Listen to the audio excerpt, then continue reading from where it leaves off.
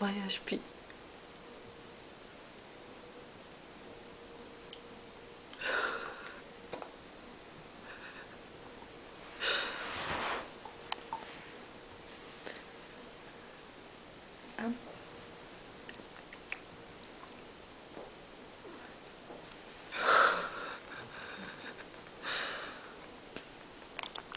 Ty mówisz, że ona nie chce spać. Teraz to jest jej pora. Ostatnia łyżeczka, taka duża. Już nie ma siły otwierać buzi. Już jej zostało jest. Maja zasnęła w czasie jedzenia. Teraz jeszcze czas na odbijanie. No.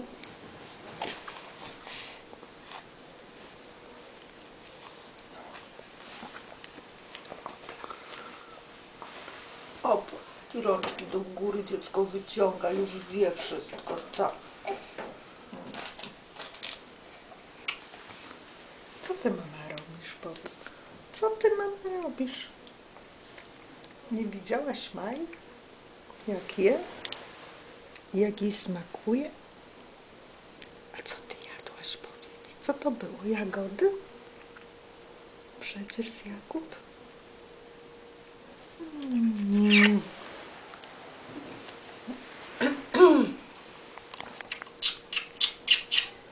Pusia, pusia, pusia, pusia. No jest zaspana. Spać się chce powiedzieć. Pewnie, że tak.